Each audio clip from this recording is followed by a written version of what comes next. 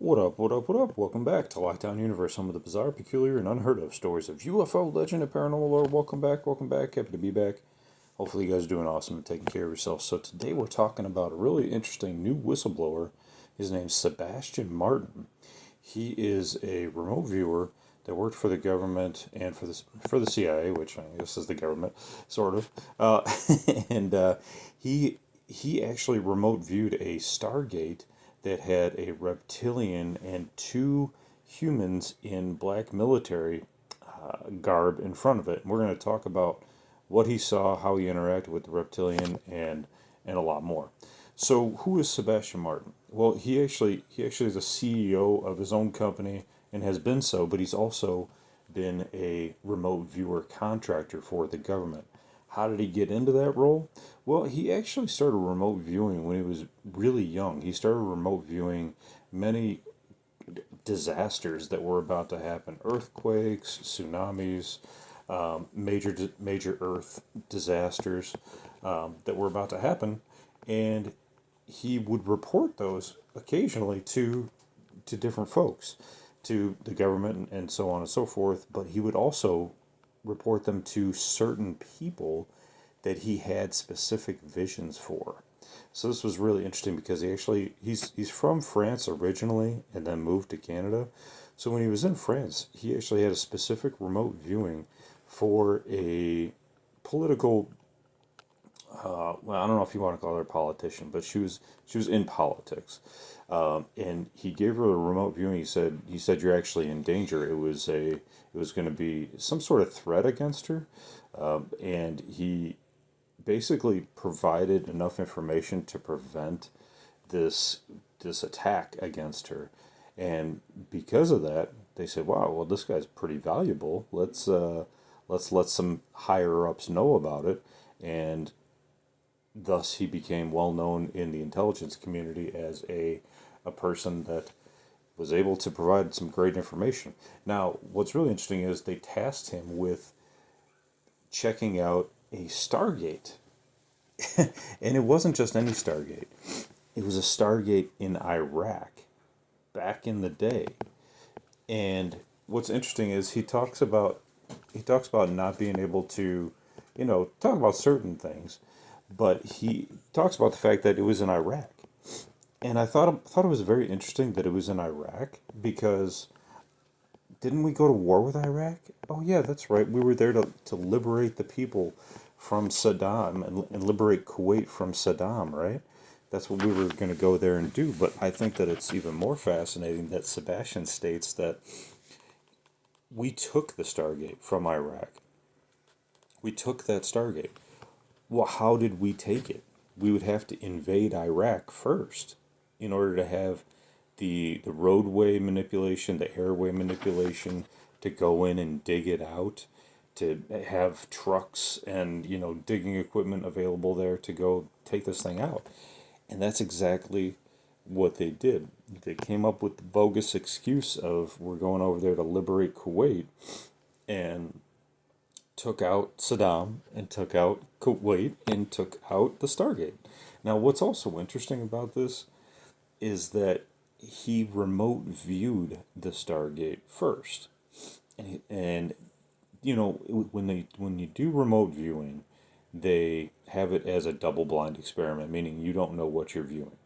They give you they give you a number on an envelope, and inside the envelope, which he doesn't get to see, is either the target name, like Stargate in Iraq, or it'll be coordinates. And those coordinates obviously don't have a name on them at all. And when he targeted this Stargate, he said he saw the Stargate. It was in a white room, and there was a I should two black garbed, clothed military humans, and they had weapons, and in front of them was standing a humongous tall white Draco. This Draco was offset from the Stargate, so he's off to the left. So his vision, Sebastian's vision, was straight on the Stargate, but this Draco was just off to the left of his vision. He could see it, but it wasn't like directly in front of him. And he was able to view it, and he was in the room, like he had bilocated, remote viewing, but bilocated. Sometimes with remote viewing, you're just able to see it, but you're not actually at the location with your astral body. This time he was actually there, and the reptilian picked up on it. It saw him, it looked at him, turned its head towards him, and saw him, and it freaked Sebastian out. And then all of a sudden, the reptilian kind of moved closer in towards his vision, moved his body to the more central point of the vision in front of the Stargate and looked at him. And he kind of freaked a little bit, so he bolted out, he disconnected the communication and left. Now, this is interesting because directly after that remote viewing, he was at home and he took a nap, and he was kind of drained from it. But he took a nap and woke up not that much longer after, maybe a half hour nap, I think he says. And he reported that he had a tremendous headache, he had a nosebleed, he was like shaking, and not in a good way. Like his whole body was like kind of a violent vibrating. And he tried to use meditation, which a lot of remote viewers use to get into the mindset of remote viewing, to get into the mindset of bilocating and astral projection. And he stated that after 4 hours of trying to manipulate his kundalini, to manipulate his chakra points, to manipulate his overall mentality and spiritual connection, he could not meditate himself out of it. So then he thought, well, what if I just try to connect with that Draco again? So he went back to the remote view to the Stargate, and this time he was on top. His viewpoint was from the top of the reptilian Draco, and he could see the protuberances coming from the top of his head. They have like kind of these ridges that are on the top of their head, and he stated that he placed like a white energy, a white light over the top of the reptilian, and exited, and that immediately took away everything, all the pain, all the suffering he was going through, all the shakes. And I find it really, really fascinating because we talk about aliens and stuff all the time. We talk about remote viewing, but we never talk about the fact that if you get psychically attacked by one of these entities, that you might be in real trouble, like real trouble, like physical trouble, like you could die. And he was able to prevent it merely by just, going back to the point of origin, placing, white energy, positive energy into this reptilian and leave. I find it fascinating that a simple exercise like that could manipulate such a strong negative energy from the reptilian. If they have such a strong capability to see you in your astral body, not even in a physical body, they can see into the astral. That's amazing. And if they're so powerful that they can do that, and they can put some sort of negative hex on you and make your actual physical body vibrate, then just a simple exercise of like love and white energy. And I'm not trying to be hippie or dippy or anything like that. I'm just trying to be realistic. The fact that he could just simply do that, and we're theoretically of a lesser psychic capable or psychic focused species, that he was able to do that, and he was able to stop the attack.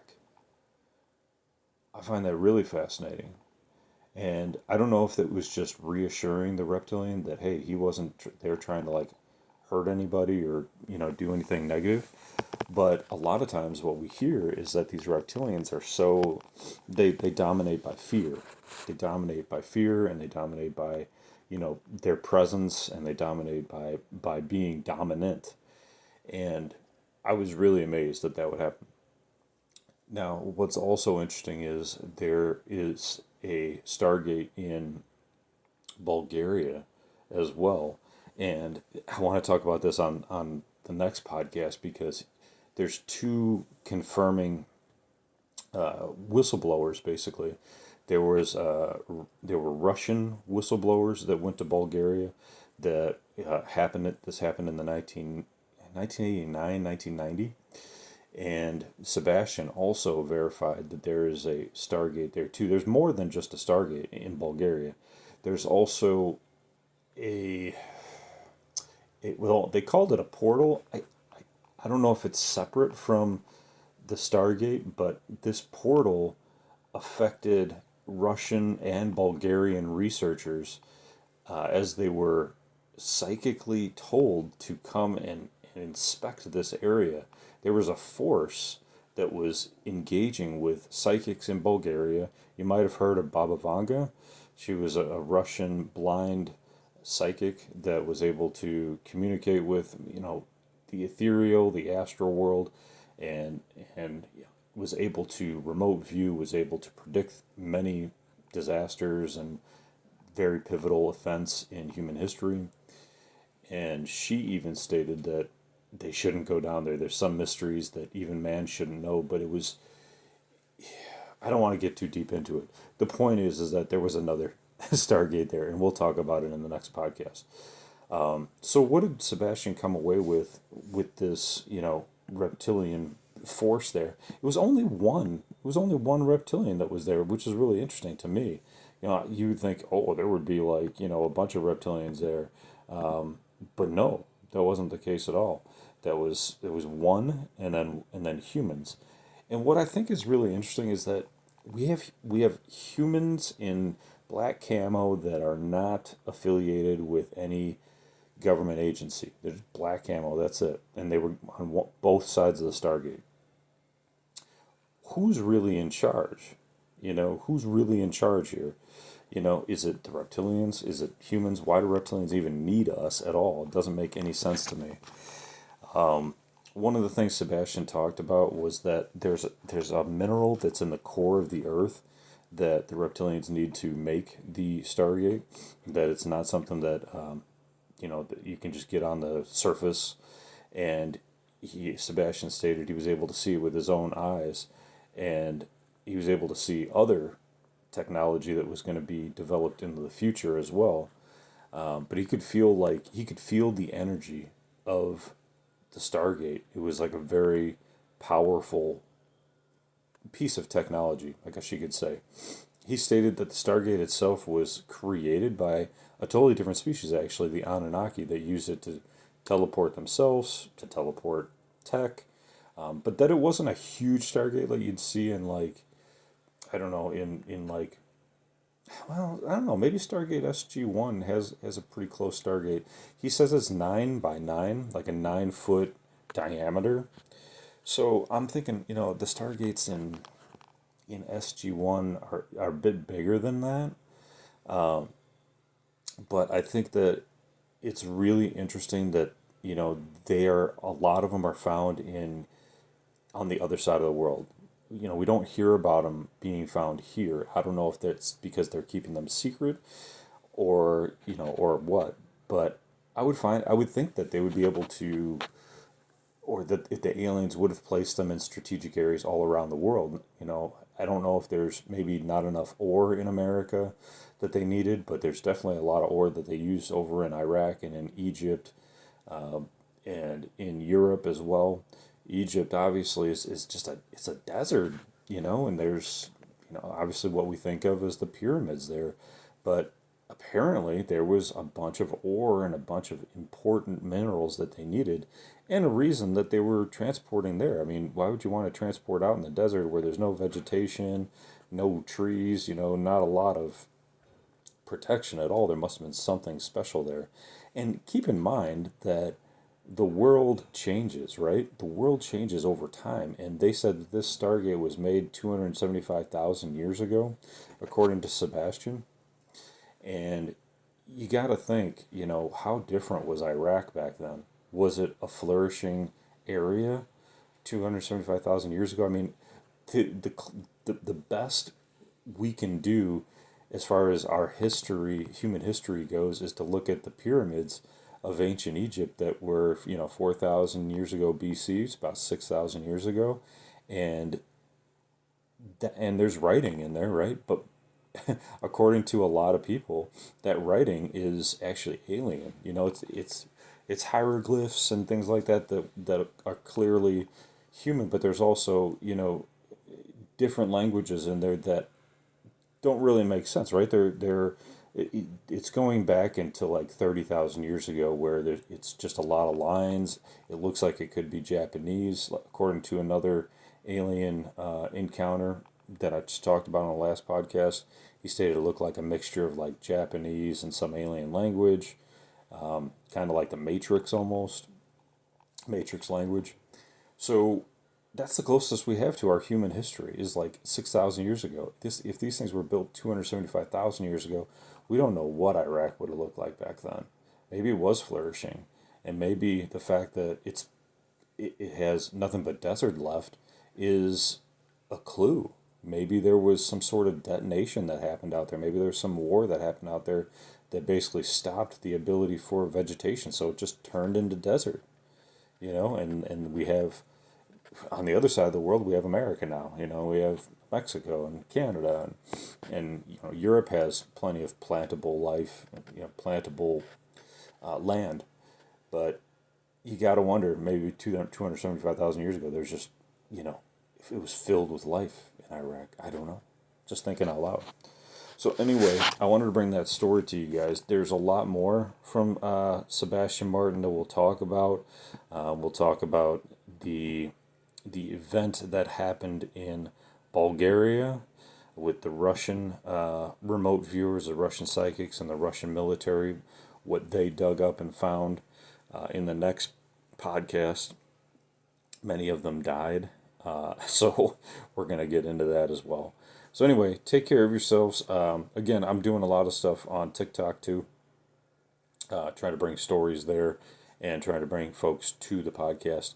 So, and, definitely been busy these past few weeks, getting sick, and we recently had some puppies, and so we're just super busy. But I'm still trying to pop out podcasts.